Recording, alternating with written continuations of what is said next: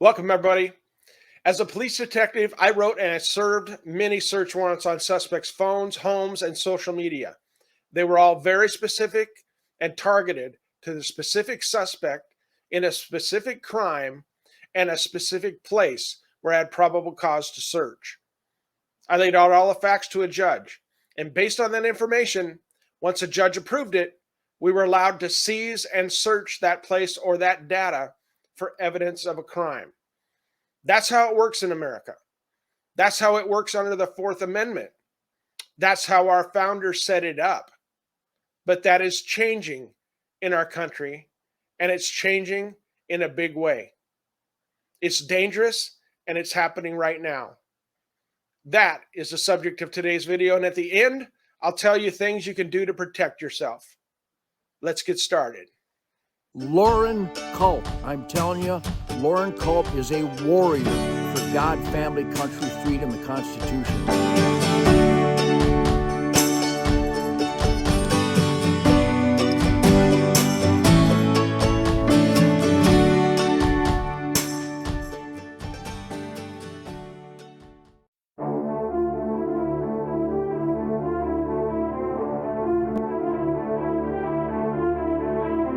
And it's been said if we lose that war, and in so doing, history will record with a great...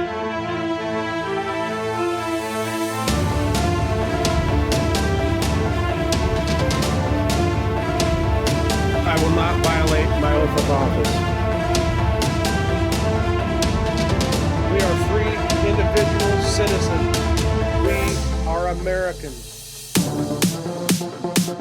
Quiet on the set. It's go time.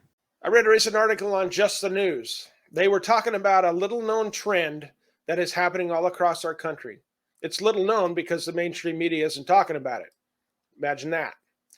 But law enforcement agencies at every level, local to federal, in our government, are buying data, your data, from private third-party data brokers on Americans' phone and internet activities in order to track us, often without a warrant. How safe is your information? How safe is your person, houses, papers, and effects against intrusions by the government? How much does the government know about you? How much privacy have they taken in violation of your Fourth Amendment rights? I sit down with Chris Gergen to talk about how much of your information is available on the open market to political campaigns. Now, if a political campaign can buy detailed information about you, how much do you think the government has? Because they have unlimited money. Should the government be able to buy information on you without a warrant? Leave a comment and let me know what you think. And please don't forget to share, subscribe, and punch that bell for notification of future videos that I do. I appreciate your help in growing this channel. We recently went over 250,000 views because of you guys. 250,000 views because of you guys. I'll talk with Chris here in just a second. And later, you'll hear comments from Harvard Law Professor Allen Durshowitz and also the former governor of Arkansas, Mike Huckabee, on this very dangerous trend that's happening in our country right now. How in depth can a campaign split up a district or a state and know how people tend to vote, like in a certain district or a certain zip code? Can you explain a little bit about that? I can. You know, back in the old days, it was more difficult, right? Because it was before digital. It was before a lot of the technologies that we have today. Today's world is to the point where it's almost kind of creepy. I mean, I can pretty much tell you probably what you're going to have for breakfast based on most consumer data files. And the political consulting space, or just the campaign space, has really drilled down on big data. And the more granular that we can understand a race or a district, the better we can target messaging, the better I can deliver digital ads. The voter file in most states are not like Washington State. Washington State has inferred Republicans and inferred Democrats. And they come to that inference based on your behaviors, the things that you watch, the things that you subscribe to, the different things, different activities that you're involved in. There's a bunch of different things that go into determining whether or not you're an inferred Republican or inferred Democrat, or no party affiliate, okay, or NPA. So I can take all of that data and I can pinpoint an area. So let's say we want to hit, you're in Moses Lake. So let's say we want to hit Moses Lake, and I want to hit a certain neighborhood in Moses Lake. What I can do is I can pull all of the addresses, all of the data. I can draw, there's programs where I can literally draw a circle around an area, and the system will pull in all of that data, and it will display it to me and show me exactly who they are. And there are programs now that can actually communicate that data to me in colors, red, blue, yellow, for independent.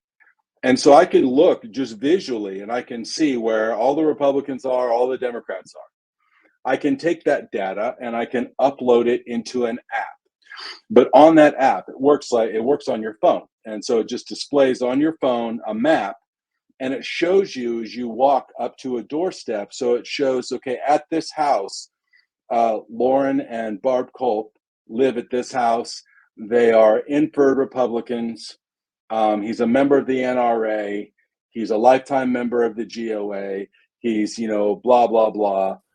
He likes dogs. Okay. So you can get that specific. Mm-hmm. Yeah. Okay, not just a precinct and kind of a guesswork of whether that precinct generally votes red or blue, but you can get right down to the street level. Yeah, and so at the street level, so you aggregate all of that inside of a precinct, and then that tells you what the tendency is going to be, right? So like there are red precincts, there are blue precincts, there are purple precincts, ones that are kind of mixed. There are red precincts that typically lean blue, right? Because that means Republicans are voting Democrat. There are Democratic precincts, though not very many, but that may cross the line and vote red on some issues, specifically public safety related issues, law enforcement, things like that. And so you can get really granular down to like the street level. So when I'm sending ads, this was the brilliance. This was one of the things that Obama started in 2008. His team kind of started the genesis of what would follow. And then in 2016, Brad Parscale and Trump's team got this down to a science, and they murdered the Democrats in cold blood, just straight murdered them on the ground because of their ability to target ads to people's phones. It was to the point where you and your wife could be laying in the same bed, and I could send an ad to your wife, and I could send an ad to you, and they could be two totally different ads, but based on your voter profile that I have in my system, I could target that ad granularly to that level based on the device that I know is there, because you're all hooked up to the system. That's a little bit spooky because no, I said it's creepy. That's one of the first things I said, yeah. Lauren. It's kind of creepy to the point where it is kind of creepy. Because if campaigns can do that, just imagine what big tech and big government and big business can do. Politics learned it from them. I mean, I say all the time, politics is sales. It's nothing more than the sales and marketing business that we do or sales and marketing process that we do for a period of 6 to 18 months, depending what you're running for. And the candidate is the product. And so it's used the same technology. You use the same, really everything, the same system. During the governor's race, we use this very system that I'm talking about to granularly target people throughout the state with our ads. It was extraordinarily expensive to do it, but you can do it. There's all types of technologies out there, but the voter files, it's all there. If you go to a state like mine in Nevada, we're registered Republican, Democrat, and Independent, and Green Party, all these different things. It says it on the registration. Mm-hmm. And so I get people at my door all the time, either to earn my vote or flip they know all about me when they come here. Well, I appreciate your time, Chris. Thanks for clearing that up for us. But I don't want the government knowing where I go for my entertainment, who I'm with my beautiful, fantastic wife. But what if I warrant? I mean, or what if somebody else warrant? It's just too much Big Brother. And the connections now between private industry and the government is becoming one of the great issues of the 21st century. The lunatic left is more than willing to just abuse and shred the Constitution and individual rights and somehow believe that they have every value in the world to go and weaponize the Department of Justice, the FBI, and then to co-opt social media companies where most people tragically get their news today. And essentially, these social media companies have become agents and tools of the government. These are no longer social media companies. These are political entities, and they're giving well over and above the legal limits of political contributions in an in-kind effort to elect people from the left. And they need to be held accountable for that. As I said earlier, our government has unlimited funds. Do you want them searching through your data without a warrant? Did you trust this guy? Do you trust this one? How about this one? I don't trust any of them as far as I can see them, but our founders understood that it's not about a person. It's about government itself. Government is force. They believed, as I do, that it had to be limited. This trend is a clear violation of your Fourth Amendment rights to be secure in your person, houses, papers, and effects against unreasonable searches and seizures. And it's a dangerous trend. So what can you do? At a minimum, turn off the location data on your phone. Turn off all your apps and don't give them permission to access the internet unless you're using them. Then work to get people who will protect your constitutional rights into office. Never give up, never back down. Always stand for America, you guys. Until next time, God bless.